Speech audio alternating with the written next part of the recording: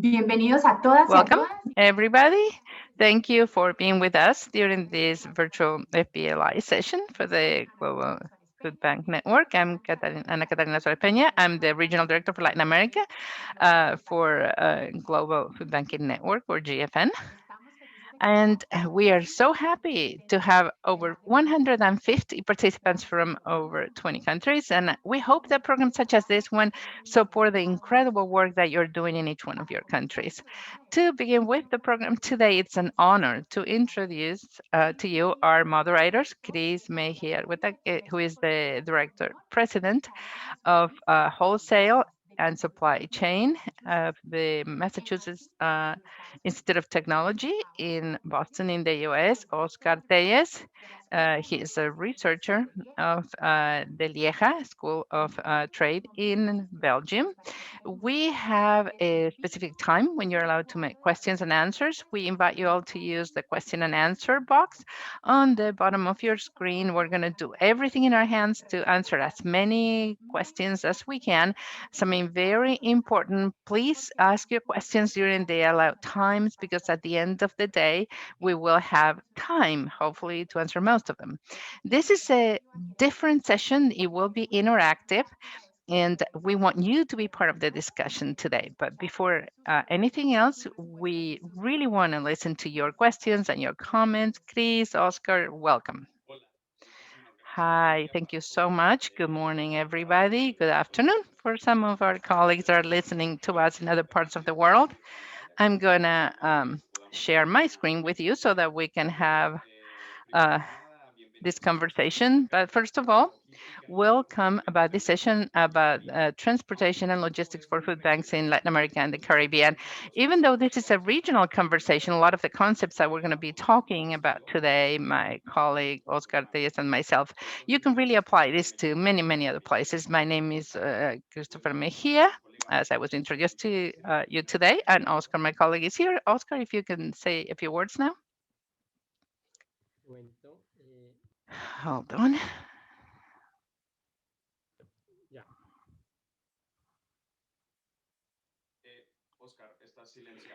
Oscar, you're in mute. Very good morning to all of you. It's a pleasure to be here. First of all, thank you so much for the opportunity to participate as a speaker in such an important event. And I thank especially the Global Food Bank Network for this space. And well, it's a pleasure. I'm delighted to be here and to be able to offer this space so that we can collaborate. And this is not going to be about unidirectional information where we just present to you. We want you to be part of the conversation. We want to listen to your opinions, and we're going to have some moments when everybody can really participate, share their own opinions, and especially we're going to have a moment that's going to be dedicated to questions and answers, and then some other times when we're going to work as a team in different breakout virtual rooms. And we hope you find a room where you can work in your own language. I know that we are pretty balanced so that everybody can choose their own room. Thank you so much, Oscar. I also want to thank Ana Catalina and the team, Alfredo and everybody for the invitation, and the entire GFN team. As we promised, this session is going to be interactive. First of all, we're going to be using a tool. It's called Slido. You can see it there. It's very, very simple. Let me give you this brief explanation of how it works. You can scan this code, this UPC code that you see on your screen. Automatically, this is going to take you to a survey. The survey is already open. I'm opening it right now as we speak. It's going to ask you what country you come from. Ready? So if you don't have a way to scan the code, you can go to the webpage, slido.com, and you can write the number of the event, FBLI FBLI 2020. That's what you need to write. You know, numbers, not, no signs, just FBLI 2020. And this is how we're going to be interacting with you. You can use your cell phone, you can use your tablet, you can use your computer, whatever you have. So I'm going to give you a minute to do that, and we're going to show you what countries you all come from. We have a very interesting group of people, and I'm going to remind you that the slides for the session and the video are going to be available at the end of the week. The slides will be translated to other languages so that you can concentrate on enjoying the session today and enjoying the conversation that we're going to have. First of all, let's see what countries you all come from so that you can see. And you can see that this is going to be a really interactive session. As you can tell, we have a good number of people from Brazil, from Argentina, from Colombia. We see Mexico, a large Mexico sign there. We have a large group. We have that 33 people have already participated. So we have 116 people already here, and we have their information. And those of you that did not take notes on how to do this, I'm going to repeat this information. Slido.com, you go there. FBLI 2020 is the code, or you can scan the UPC code. And I would like to take advantage of this time, let you know again that this is going to be a very interactive session, and it's very important for us that most of you let us know what countries you come from. We see some different countries. We have Germany. That's great that you're here. The United Kingdom. We do have a good number of colleagues from the United Kingdom supporting us here. So I'm going to go back to the presentation with the goal of moving forward, but I ask you to keep introducing your information here on Slido. Please do that. I'm going to let you interact so that we continue with the presentation. Today, we have a very packed, very interesting agenda, and I hope you find it interesting too. We have 5 large items, themes that we're going to be discussing, logistics and supply chain. Those are some of the things we want to share with you, the trends that makes us different as a region, as part of the world. We want to do a review of the form that you received. I'm not going to give you details right now, but you know what I'm talking about. At the end, be ready because we're going to do a benefit analysis too. We're going to at the end of of the event, we're going to have a more interactive session. We're going to talk to each other. We're going to ask you to open up your microphones and talk to each other as part of the transportation conversation. And we're going to have a Q&A session after that too. And we're going to conclude, of course, with recommendations and conclusions. And I also want to mention that these Q&A sessions are going to be really brief. We're going to open up the chat so that you can write down your questions. And throughout the session, if you have questions, I suggest that you write them down somewhere, piece of paper, a notebook, or your computer so that you don't forget. The first 2 themes, this is just to give you a little bit more of a context. The third one is just a review. Those are the things that the calculations that you all did to analyze and to see what kind of vehicles you need, the size, and whether you're going to purchase it or when you're going to subcontract the transportation. That's why I ask you to start interacting with Slido. And the fourth theme, we're going to have 4 different rooms. We're going to have 4 in Spanish, then we're going to have rooms in Portuguese, and then we're going to have one in English. We're gonna leave it as a coffee room, and we're gonna leave it open like that. And the objective is you're gonna talk to each other at the end of that session. We're gonna have a spokesperson that's going to share what you all did as a group, and we will close with recommendations. And I hope those are going to be useful to you. I cannot not start this session without telling you what is it that we do. The wholesale lab at the Massachusetts Institute of Technology at MIT. This is a lab, food and retail operations lab. And this is something that we do. We analyze, we use observations, data to look at availability of products and services for the population at large, for the entire population.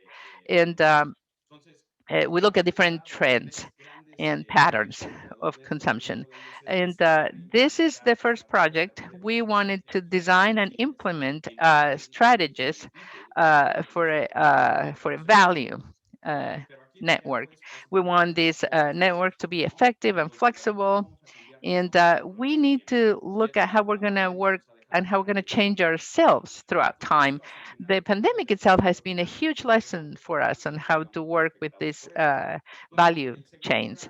And the second uh, big dimension here is to analyze the evolution of the final consumer and to predict where this is going in the future. It's not just a snapshot shot that we take right now to see what we're doing right now, but we need to be able to forecast what's going to happen in the future. Like, how are you and I, as consumers, going to change the supply chains? And we're going to look at the ecosystem, the food ecosystem, and see what is it that we can predict for the future and how that affects retail. And then the idea today is I'm going to create models. They're going to be, new models of value networks for us to deal with problems like malnutrition and other uh, problems. And Oscar, I'm going to let you move on to the next one. Now we are going to start with something that's going to be centered in logistics networks or the value chains, as Christopher explained. So, what is it that what is a supply chain? What is it? That is the most important thing right now. So we're going to have a more panoramic view, an overview of what everybody has of their own organization. When we're talking of the overview, we have a systemic view of all the different participants of this value chain, from the raw material, leaving the fields or the agro fields, all the way to the final consumer. So we have suppliers, we have distributors, we have plants, or we have warehouses, and the distributors. And when we look at the entire supply chain, and we're talking about a value network. In this case, we're talking also about service, something that we need to offer to those that need this service. Then, something that's really important that we need to take into account, there is a flow. There is a flow of information that happens through the supply chain. And basically, we know the physical flow. We know that the raw material goes through the manufacturing process. They go through the plants, to the warehouses, to the wholesaler, and then to the retailer. But there are other flows, and we need to be aware of them because they also contribute to this value chain. We do have an information flow, for instance, and is that, for instance, I need this product or there is this need. So I need to be able to look at where I need to go. What are the suppliers? Where am I going to find what I need? And so, and I have to go like upstream to find this information. And then finally, of course, the flow of money, of funds, and that one usually goes in the other direction as the physical flow. So we need to look at the different components during the whole chain. So what we need to look at is how we're going to coordinate all these different flows. And as part of this, we are going to go into the topic itself. We're going to talk about logistics. Logistics is basically this component.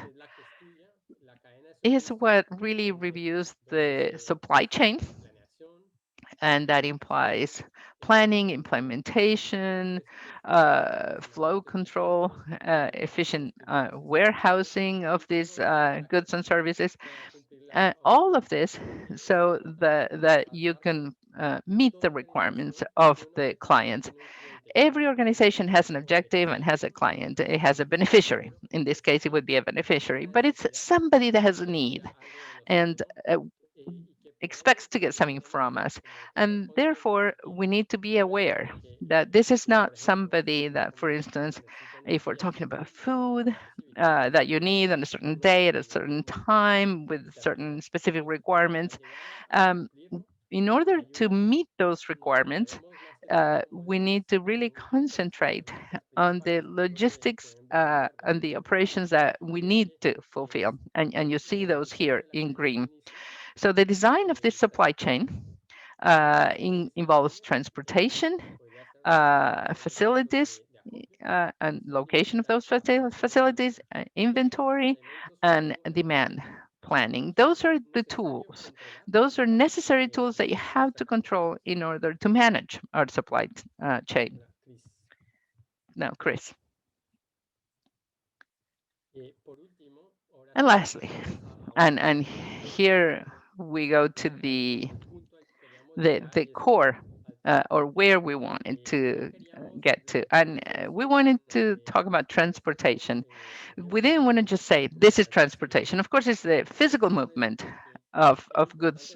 And it, but before we get there, we have to have a vision of what happens before we get there. Where are we interacting? With whom are we interacting? We are not a food bank that are alone in one region. We have to interact with other organizations. So transportation would be not just transportation and distribution for the beneficiaries, but we need to look at transportation as part of the food bank itself. For instance, sometimes you have to organize transportation to a food kitchen or and there are different things that happen sometimes before or after the supply chain, and they are part of the logistics chain and the supply chain.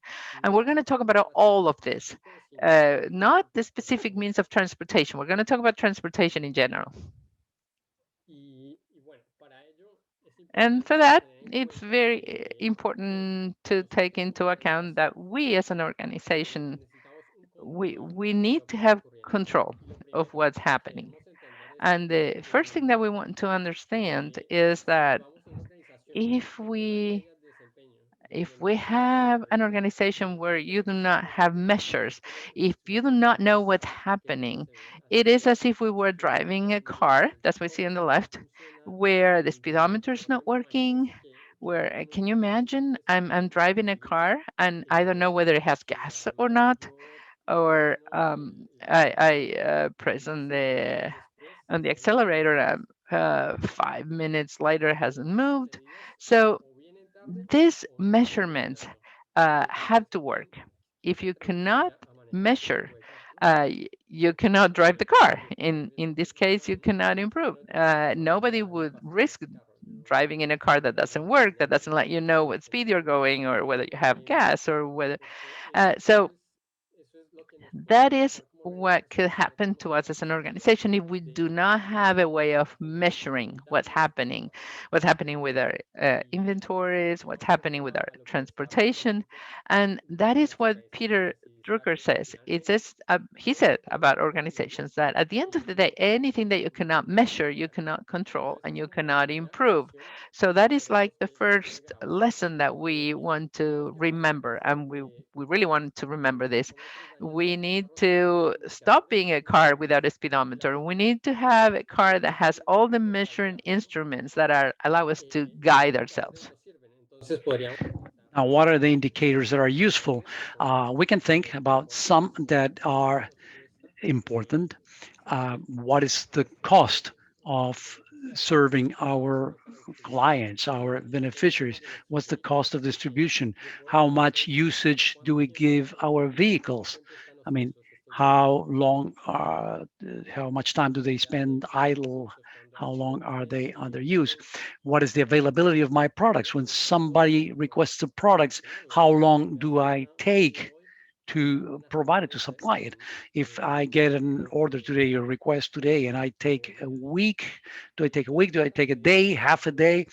All of these indicators give us an idea of where we can improve, because obviously I cannot explore all of that at the same time, but I need to know what's the most critical, the most significant. We can talk about geographic area, the coverage, the number of beneficiaries, waste, shortages, loss of product. Food banks know very well that they're getting surplus from other companies or waste from other companies, and they redistributing that. So, but we can also have waste within our own organization. So if I don't manage my inventory well, and on top of that, I have perishable products, maybe, because of that bad management, I can waste part of that product. So I may be recovering on one hand, product, rescuing product, but I'm not being very efficient on the other side. So thank you. Now, Chris will explain a little bit more in detail what the trends are in this market. Thank you very much, Oscar. I would just like to just round a little bit what Oscar mentioned. There's just a couple of things that I would like for you to take out of this review. Number one, the supply chains. I always tell my students, imagine there's a number of companies that are working towards the same end, but they're in silos, different silos. What the distribution chain, the supply chain, it allows us to connect all of these organizations towards the same goal, to maximize maybe or minimize some performance indicators. And that's why the supply chain is so important. With food banks, there are so many things that need to be measured. They're not that very clear yet. There's no consensus on what the social impact is, etc. So that's some of the things that I would like you to think about here, mainly with that case that we will be discussing.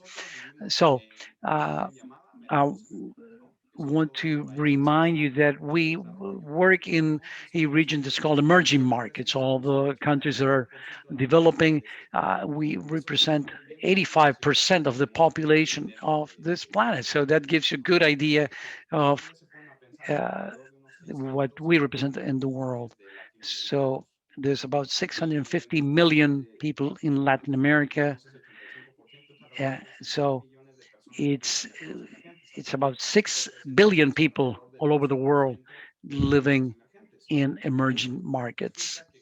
Latin America represents about 12% of the emerging markets. Now, when we talk about urbanization rates, uh, it turns out that those cities that are growing the most are those in emerging markets.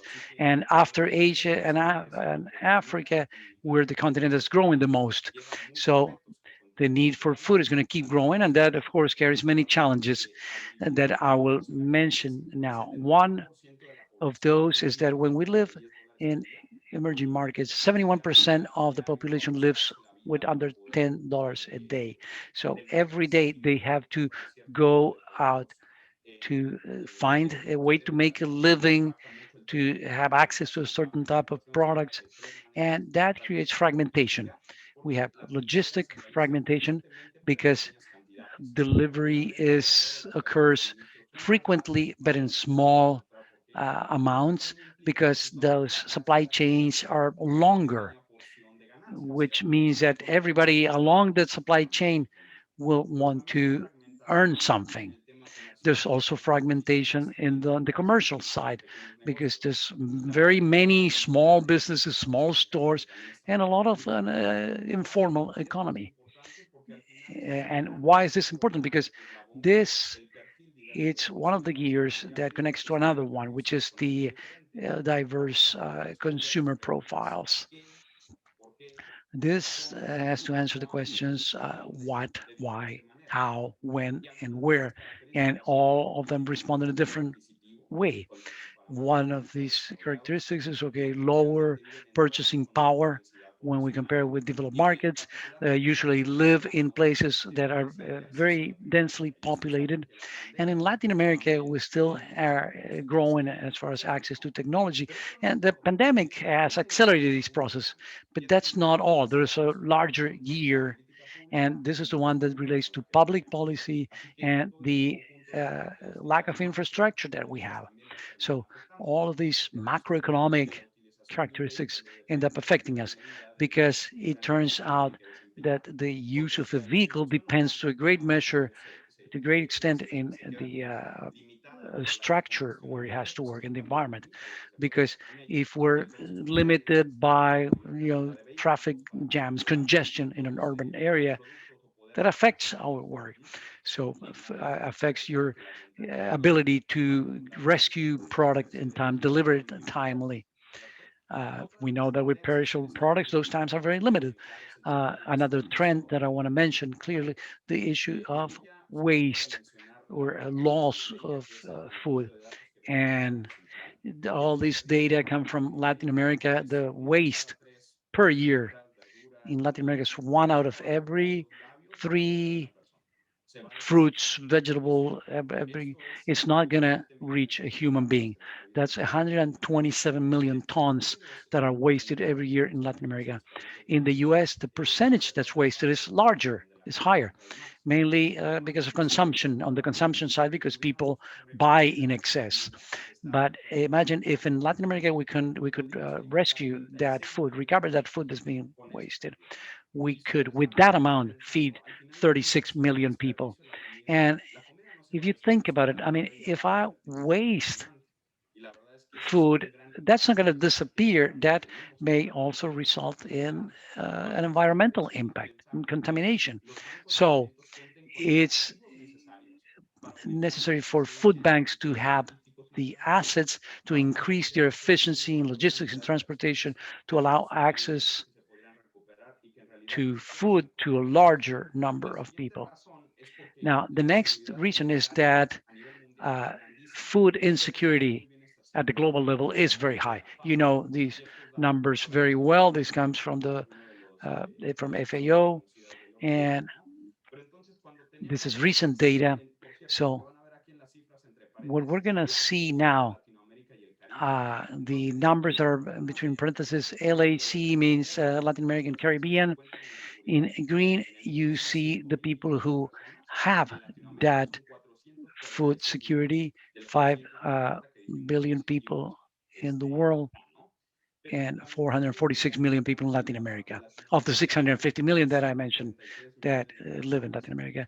So that means we still have 143 million people who suffer from a moderate food insecurity. They don't know what they're going to be eating the following week.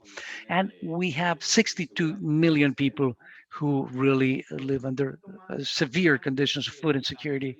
So, what's really concerning is that most of the population that lives in extreme poverty, those, of course, are the ones who suffer from this severe food insecurity. They don't have accessibility to those products, they don't have availability of those products because, first of all, there are no grocery stores or supermarkets where they can acquire these products.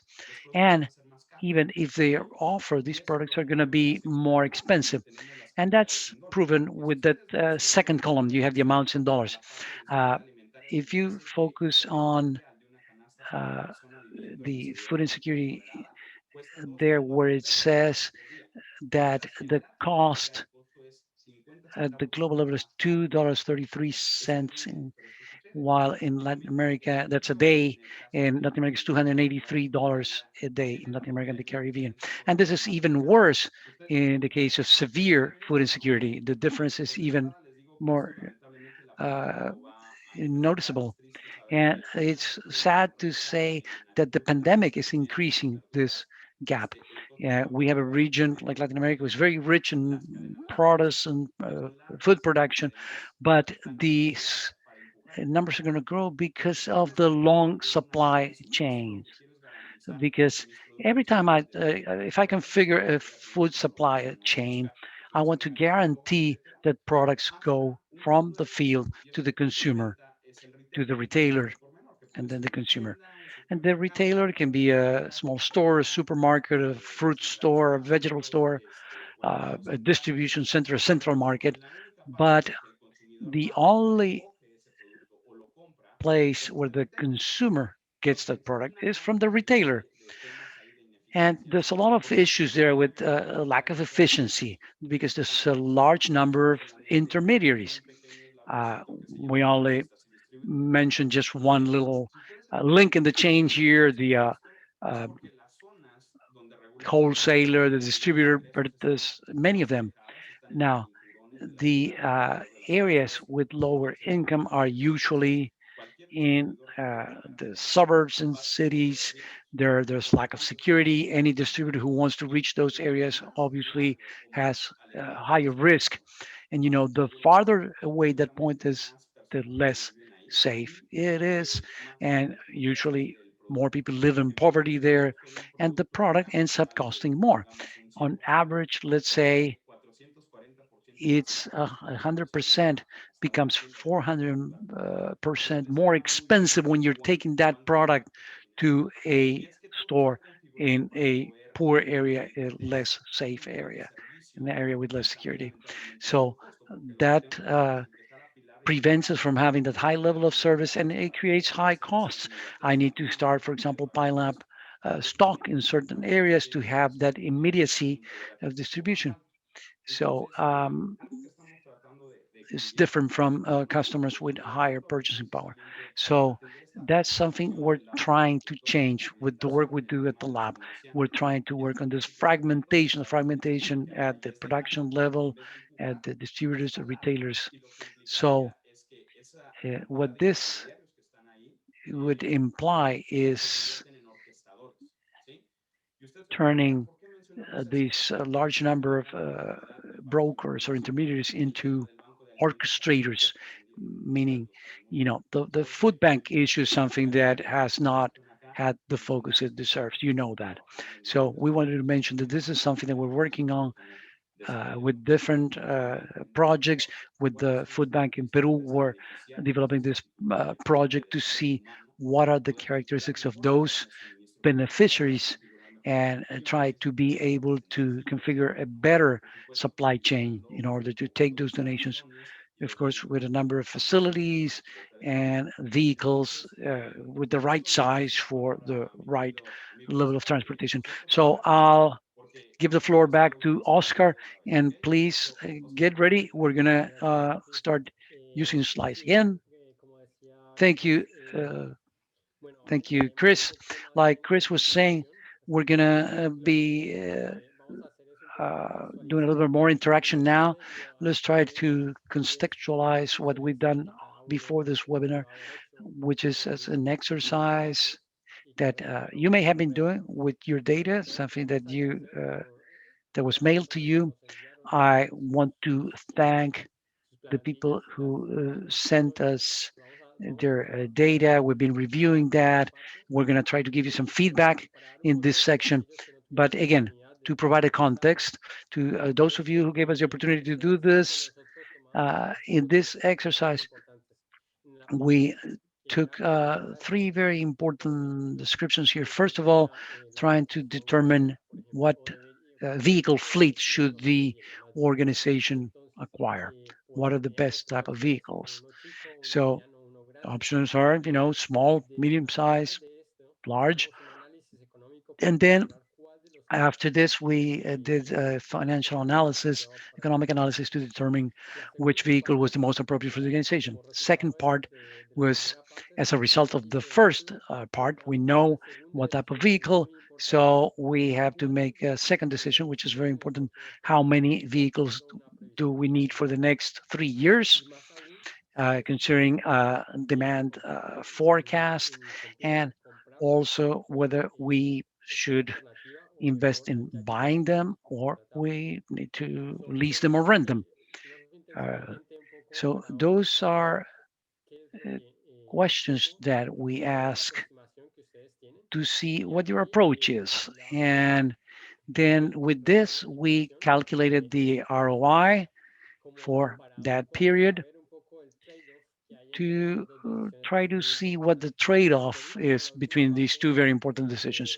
And finally, this last part, we didn't expect everybody to finish this. It was a little more complicated, but this was taking into account the difference in demand, the variations in demand. I mean, we're approaching this based on our estimate of demand, looking at historic trends, but maybe tomorrow there'll be a pandemic like now and things like that, and that changes our forecast. So we can see how that affects our decisions. So this is what we want to do with these three decisions in this template. Now go into Slido. Let's see what are the conclusions that we reached. What are the conclusions that we can obtain from this exercise? Oscar, sorry to interrupt. I'm being asked in the chat to explain a little bit how Slido works. So for those who weren't able to be with us, quick explanation. If you have a way to scan this QR code, please do that with your smartphone, your cell, your tablet, or you can go to slido.com and you will be asked for the event code. This is all you have to type in is FBLI 2020. You enter that and it'll show you the question we're currently asking. Again, two options to do this: scan the QR code or go to slido.com. So again, I'll show you the question. Yes, that's it. We're going to start with the first question related to this workshop to see what the results were. Again, so that's just based on your economic analysis, your data, what was the most convenient vehicle for your organization, small vehicle, mid-size, big if you had only two, there are maybe some organizations only had a smaller mid-size. Again, pick the right one. We have 28 responses. I think that's enough for now. We can start looking at the results. So first thing we see here, we have all sizes, mid-size, small, and big. And I think this is one thing that we want to make clear. There's no uh, recipe for this. There's nothing that works for all contexts, for all markets, for all cities. Each organization must make a detailed analysis of what their needs are and what their economy is. So, so the mid-size, this is a conclusion that we expected because the mid-size provides some flexibility and has some advantages. The advantage of the small one, the flexibility, the advantages of a big one, which is a larger capacity. So again, we can get to the second question.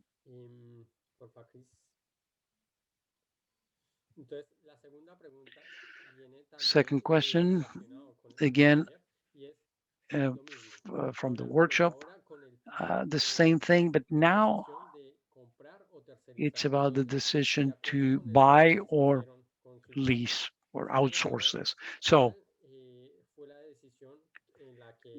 let's see what the decision that was the most uh, convenient from the economic standpoint or financial standpoint.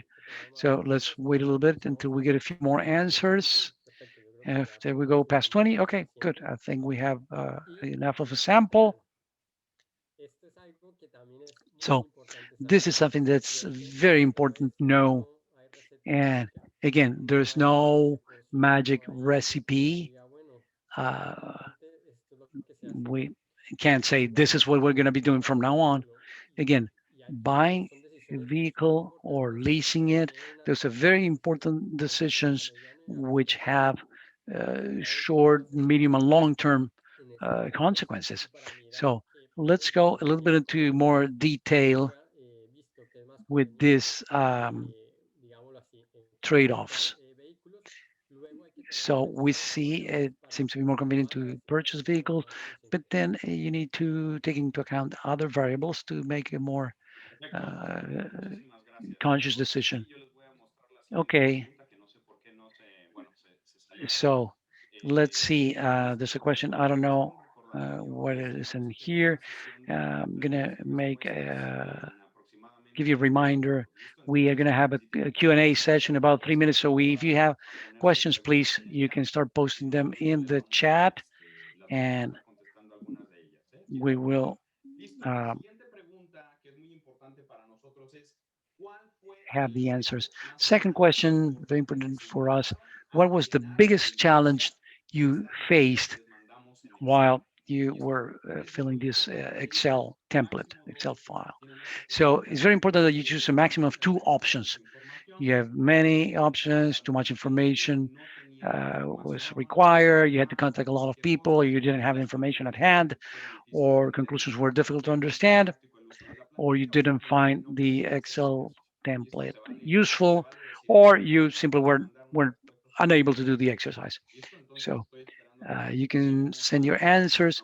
We're gonna try to reach maybe about 25 answers, and then I can. Well, okay. Let me show you the results. We know that not everybody received this exercise, so but if we focus on those who were able to do the exercise, there seems to be an interesting balance. Many of you perhaps did not have the information. Conclusions were difficult to understand, so we will try to help you today, trying to clarify some things. But I think that the one that was ranked highest was not having the information. To be honest, this is something we were expecting, because at the end of the day, the message that we want to leave you with is that with this very simple exercise, you realize what it is that you need to start collecting, the data you need to collect, what you need to focus on so you can make a better decision next time by having all this information at hand. Something that caught my eye here is too much information was requested. Again, let me tell you, this is one of the easiest templates that you can fill out when you have to make decisions. Of course, there are many scenarios we did not consider. We simplify reality a little bit, but we will be expanding on this information later. There's a tie here with having to contact many people.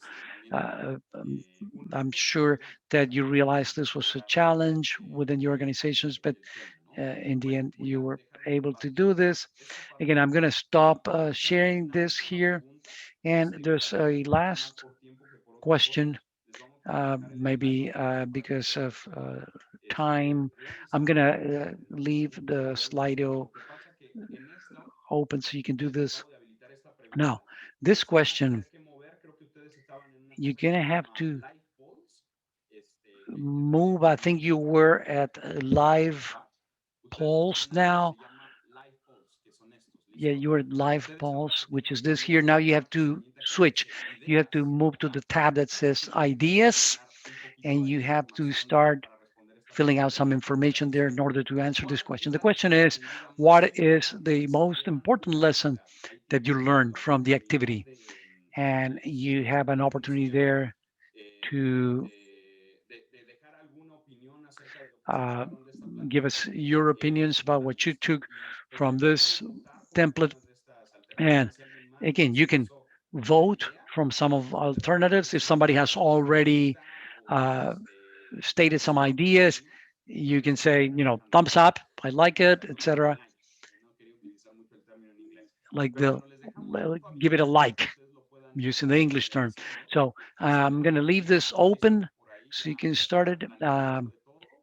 Measure, okay, some planning and all, knowing what information we need to have up to date, etc.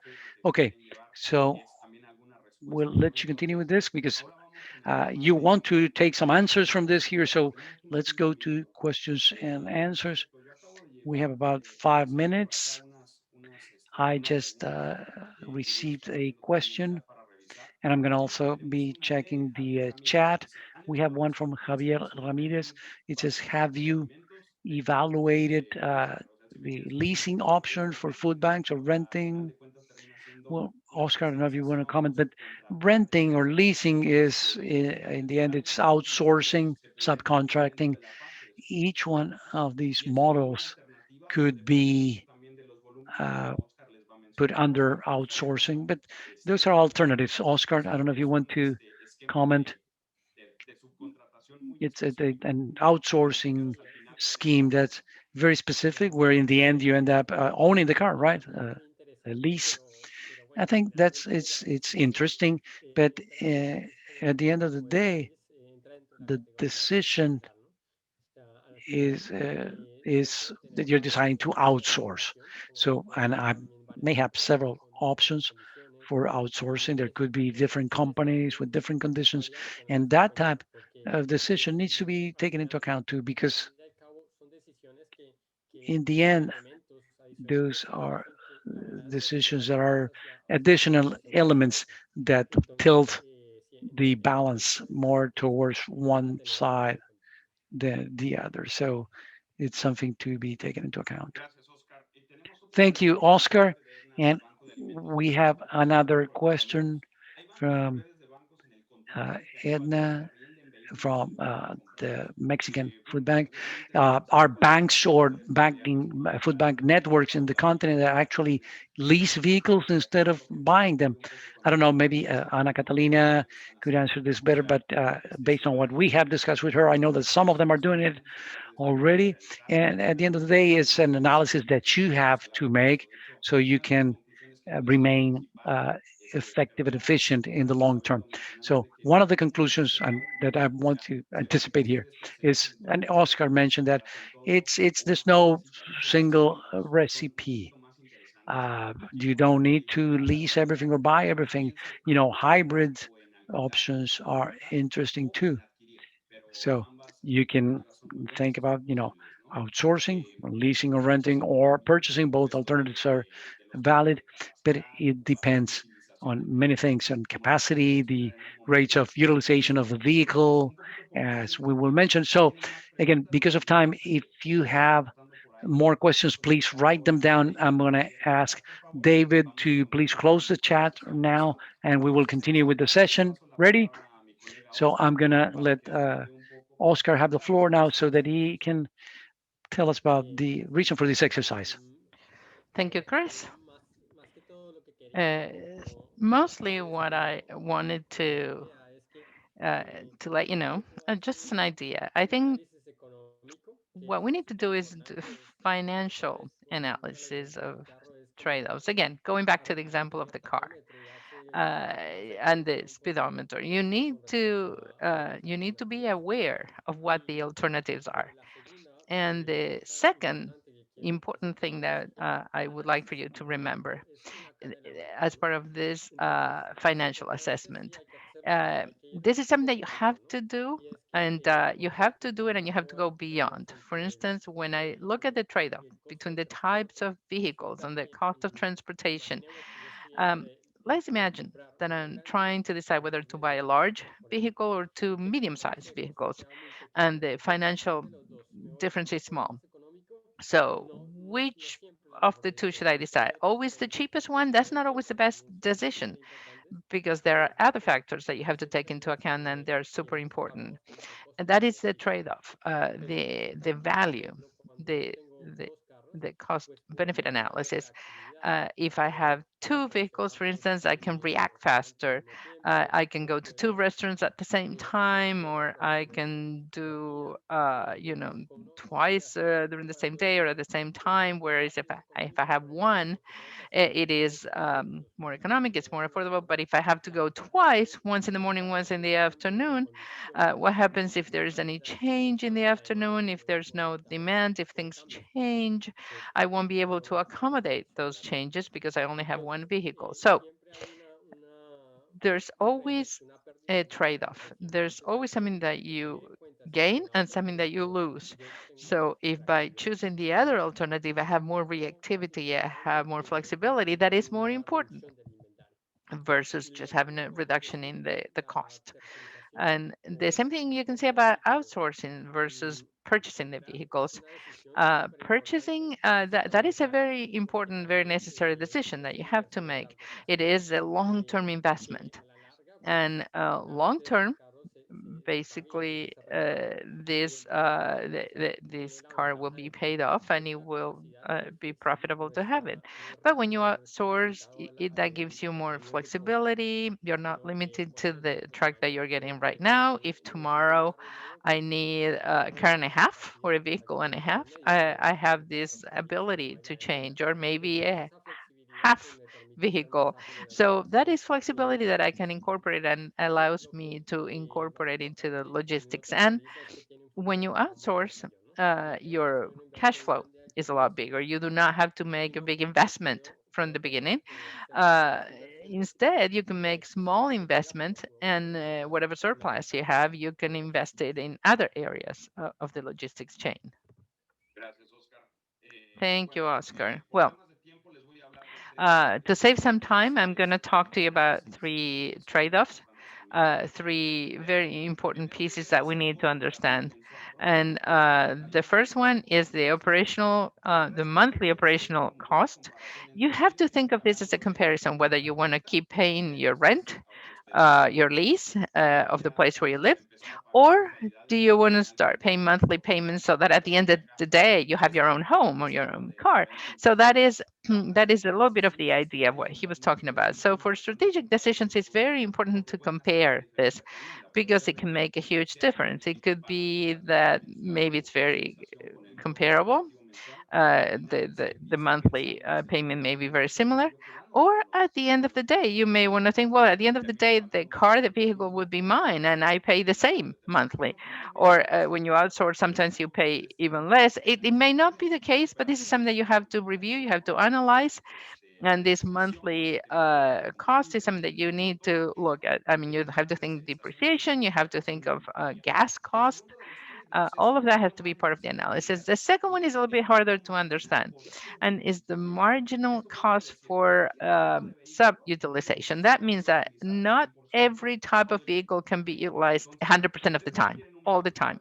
So if you buy a larger vehicle, and I know right now, and I know if I break your heart, I may, but it's not necessarily that you're going to use it 100% all the time. So, what is it better for you to purchase a large vehicle or two medium sized vehicles that allow you a little bit more flexibility to move things? Because the installed capacity that you would have with one vehicle may end up just staying there, not being used. And remember that the times are short and rigid, the windows are short. So, that may affect as demand increases or decreases, that may affect the number of vehicles that you need. So just thinking of this review or analysis, whether you need a small, medium sized, or large vehicle. Now, if you look at the cost for additional capacity, let's say that whatever size that you chose, if you compare this to the additional capacity cost, maybe you can go to a logistics operator and ask, okay, how much is it for one extra cubic meter, for instance? You can quantify what that's going to be. You can do it by kilogram, you can do it by cubic meter.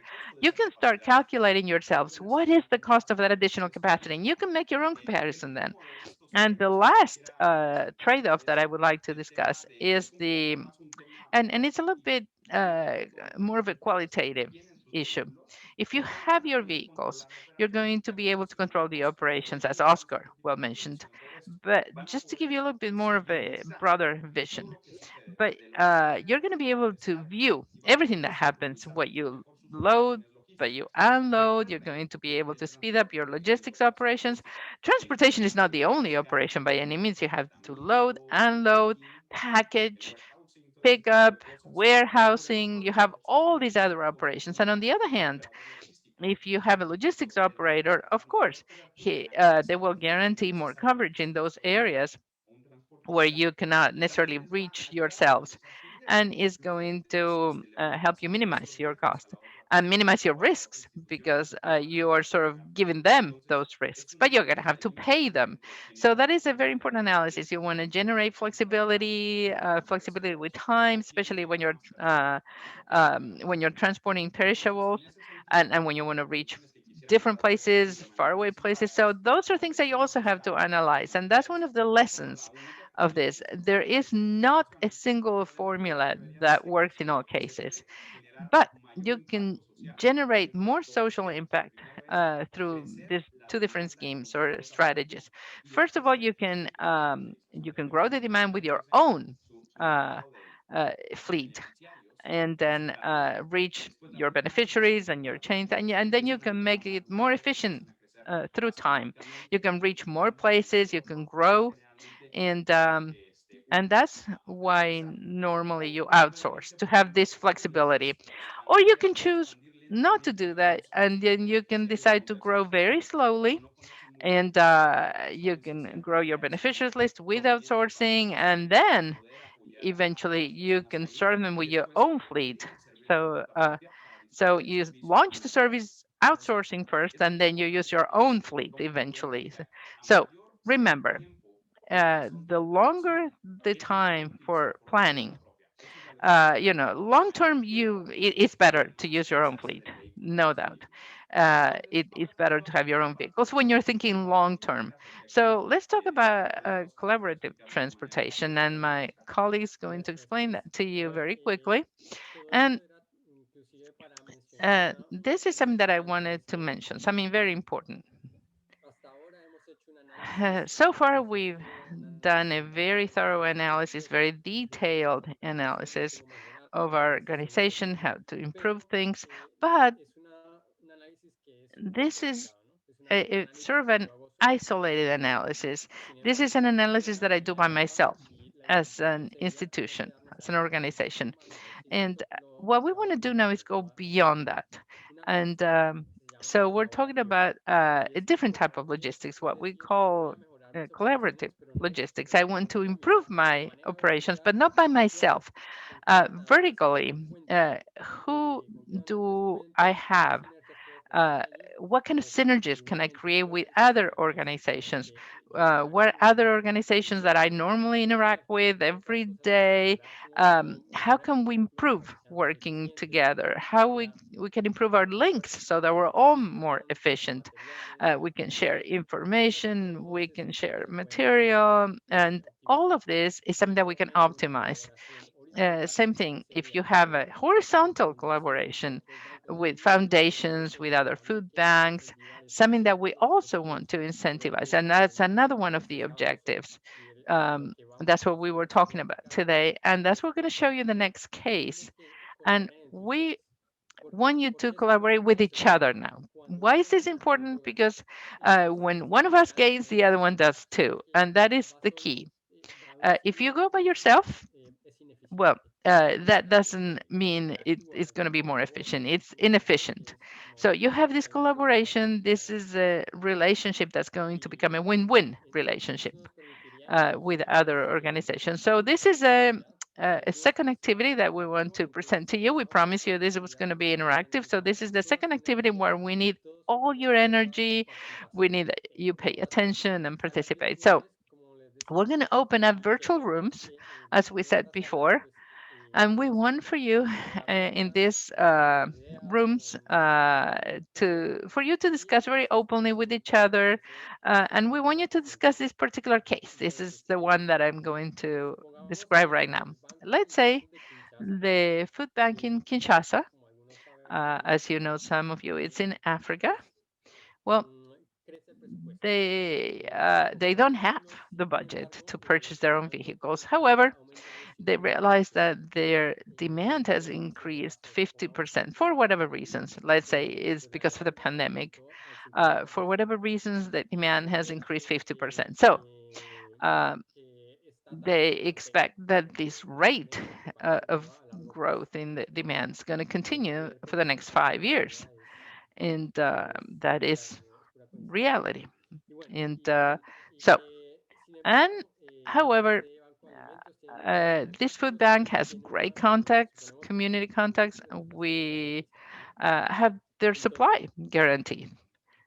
So many of the donors, either corporations or big corporations, they do have the vehicles, and they have vehicles that they personally use about 40% of capacity.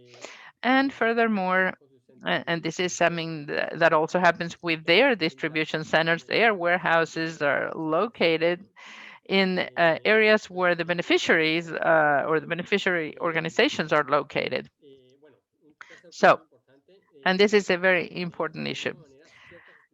And likewise, certain human development institutions already have installed capacity. They have excess capacity in their feeds for collection of goods, and they can use this additional capacity to help other organizations.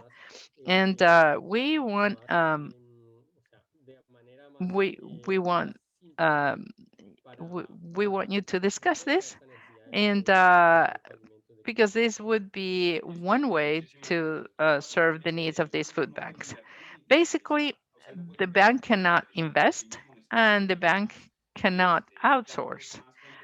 And every day, more and more people need their goods and services. So, we're gonna send you now to your breakout room so that you can talk to each other.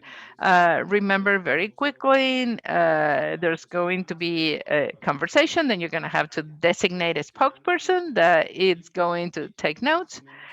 Check the time, the different teams. We're gonna have donors, food banks, beneficiaries. We're going to have at the end 5 minutes for questions. And the question would be who should manage the vehicles, who should program the vehicles, whether they need to consider doing some kind of a collaboration or alliance, whether they should do it jointly or somebody should do it on their own. The second question here is how many vehicles should be acquired? Not necessarily how many in numbers, whether it should be more or less than the number of vehicles that you calculated yourselves doing the prior exercise. And the last one, and very important, is how would you measure the this collaborative transportation system? How would you measure their performance? Okay, so go back to your breakout rooms, and you'll be back here in 15 minutes after the activity is over. Let's go to your breakout rooms now. Every one of you, please choose. I remind you, some of the Spanish rooms, we have blue, green, yellow, and red. Uh, Choose randomly. Don't go to the first one that I said. Portuguese is going to be orange. You know that it's orange, uh, rojo, like you say. Well, like purple in Spanish. And there's going to be one in English, and that's brown. Okay, so choose your color, and your moderators are going to be waiting for you in your rooms. We'll meet you back here in 15 minutes or so. Hola. Hola, ok, veo que ya están regresando. Hola. Hello. Yeah, I see you're coming back now. Okay, we're all back. Um, Thank you very much, everybody, for participating in this exercise. I think the there's some problems with technical coordination and some of the Zoom versions, but for the sake of time, we will be doing some very brief conclusions to respect everybody's time and the colleagues. So uh, the main idea is to ask you about the questions, Jennifer. Please raise your hand if you were designated as spokesperson in your respective groups. There's a Zoom function that says raise your hand, and I'm gonna let you respond to one question. The question is, what do you take from this collaboration activity? So again, Fernando Mendoza, go ahead. Hello, Chris. Good morning. Thank you for all your help on this. As a general comment on the activity, well, the lack of time and the need to sometimes make decisions with fewer people than you would require. Well, you need to go to the concrete points. You need to define who are the members of the team who can make a quick decision, and you need to face the important issues. Be as pragmatic and as quick as possible. This happened within the group, but I think it happens in real life all the time. Okay, this is good. It's an opportunity to get to know what's happening, to get the team together so you can get that first-hand information and you can make the right decisions. Yeah, that's a good lesson. Now, we had a lady from from Bamex who wanted to participate, but she's lowered her hand now. Hey, I wanted to balance it more by gender, but okay. Oh, Diana, we have Diana from the Mexican food bank. Yeah, really, we were pressed with time, but we were able to land some ideas, frame more within that first question. Now, the main thing is the role of uh, partners and allies. It's for the bank, it's the issues. What's the intermediary? Who's intermediary? Because the beneficiaries are the ones that depend on the food bank. And we, yeah, we were talking about the second question, discussing the second question, but it's an hypothetical. How much growth you might forecast, and based on that, what type of fleet you need. So that depends on the needs of every uh, bank. Sorry about that. Now, and so how much their work will grow depending on the number of beneficiaries. Yes, in fact, there are many factors involved. You mentioned some important things, which are, the bank works as an intermediary.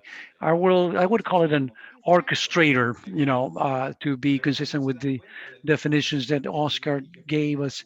But you realize what the important role it is that you play, so that you can promote the best use of assets, mainly when you're underutilizing some. You have institutions that are underutilizing these vehicles, etc. And again, I need a little bit more time. Please don't shoot me. I'm going to pick somebody else, and we will try to organize some space, have a little bit more time so we can analyze all your conclusions. uh, Oscar and I, and hopefully Ana Catalina, the rest of the team, can help us organize something with you. But let's say, Rene, let's go to you. Good morning. Can you share your opinion about what you're taking from this space, from this session?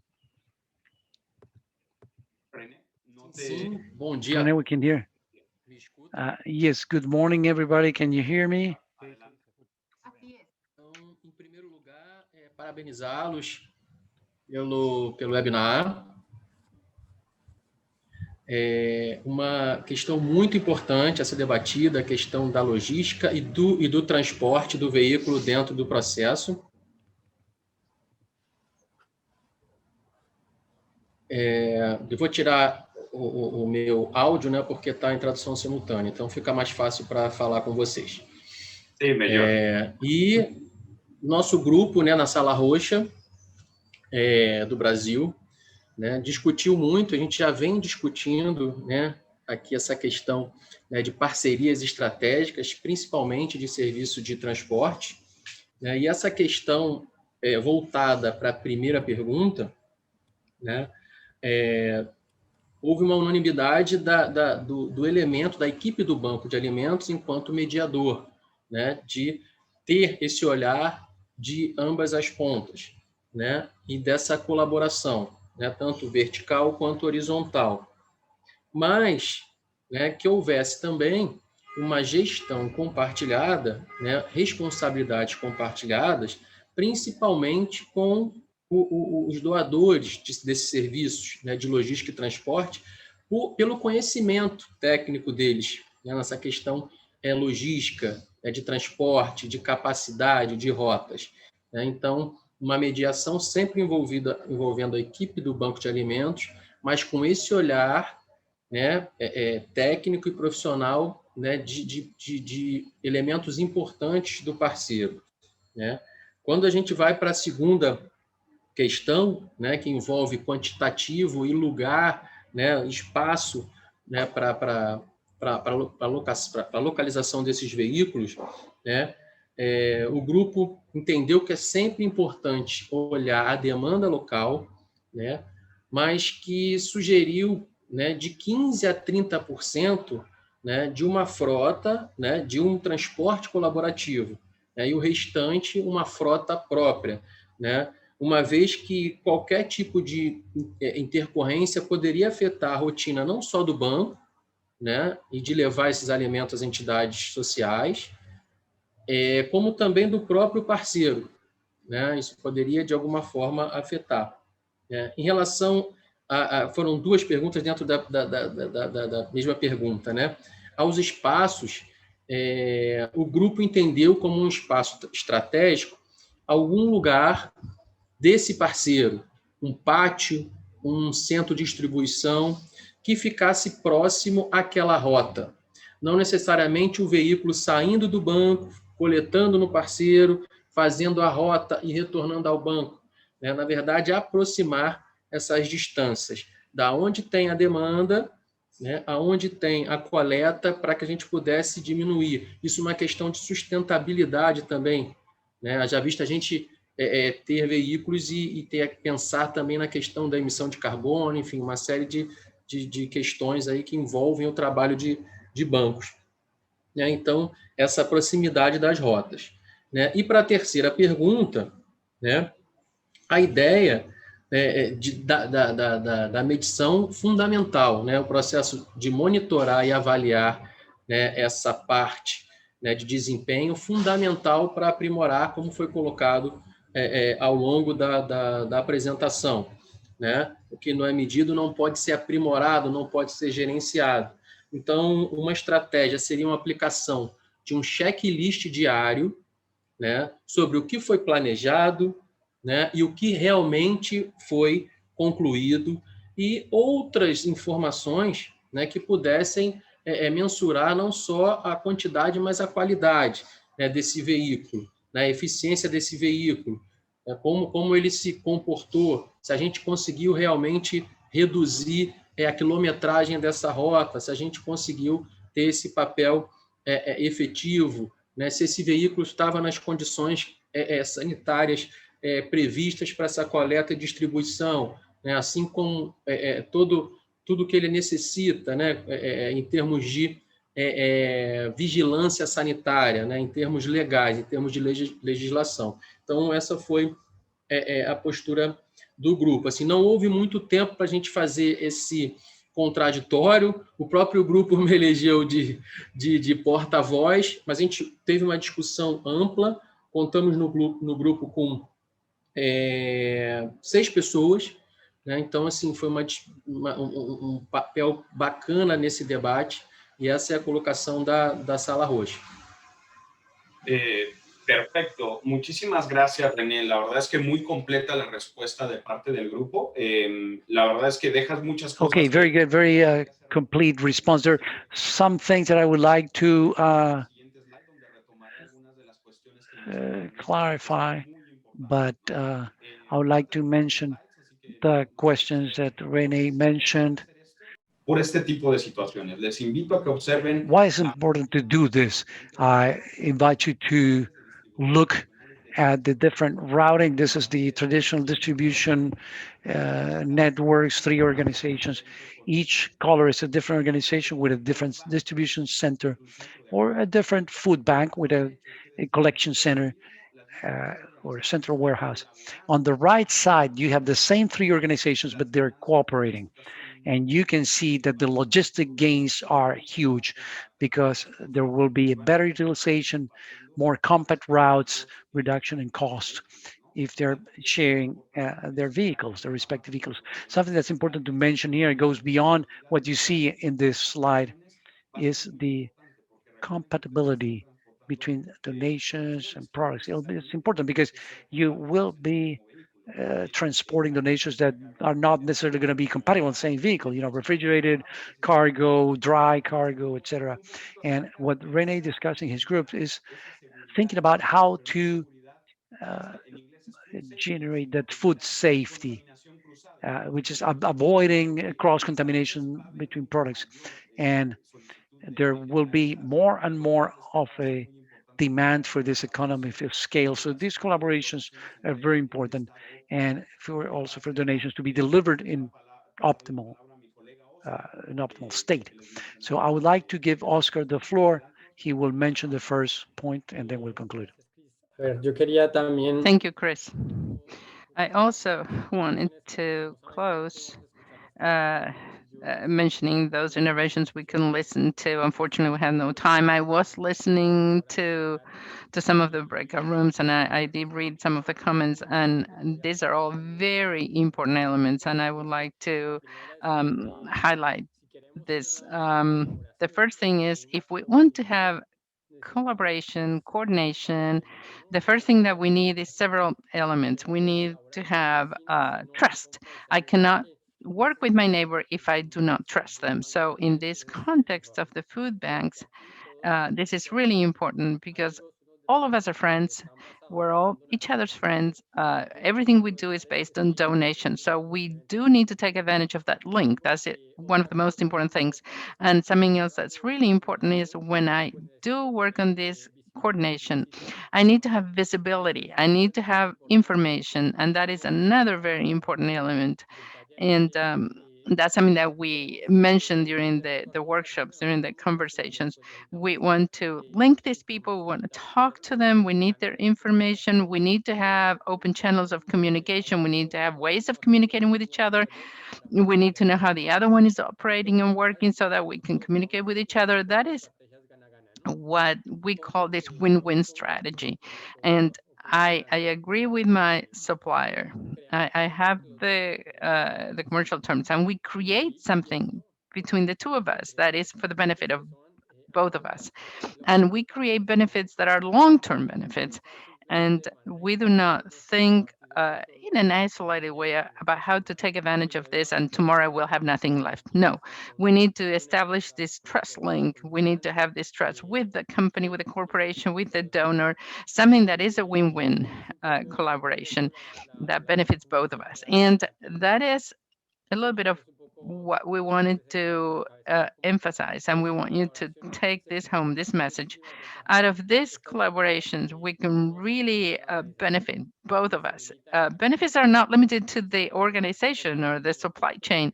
These are benefits that go way beyond that. We need to look far away. We need to look at our neighbor. We need to look forward. We need to look backwards. We want to generate this scheme, this strategy in a collaboration environment, and we want to generate more opportunities for every organization. Thank you, Oscar. And just to close this exercise that we just finished, we knew that we had very limited time today, but the main thing is we wanted you to invite you to think outside the box. We want you to use this exercise in a more structured way and with the right strategy so that you can start generating these links, these alliances, so that we can look forward, we can look backwards, and you can start working. Diana in her own food bank, the Mexican food bank, everything that Rene mentioned from Brazil, because I wanted to rescue this last part. We were talking about different levels of collaboration. You start normally with a traditional relationship, like you see in this arrow here. It's just transactional. I give you information, we share information, and Oscar mentioned that too. But you need to synchronize this. You need to share information yourself. You need to align your objectives. You need to generate things together. And that is how you define incentives for both of you. And you share information, but you go beyond. And then you don't have the diets anymore. You have a more collaborative alliance or partnership. And that is what we see for the Latin American food banks and the Caribbean food banks. And we have no time to say anything else. We're going to close the session. I apologize for the technical problems, but I would like to thank every moderator. I would like to thank the production staff. That was great. And so that this could happen and this could be as fluid as it was. We remind you that this is going to be available online in the different languages. And well, we didn't have enough time for more questions and answers, but if you do have more questions and answers, I personally make myself available. I dare say that Oscar will be available to give you answers online. We'll be here if you need to ask anything else. And without any further delays, thank you very much. And we are very happy to stay if you need us to stay and answer some more questions.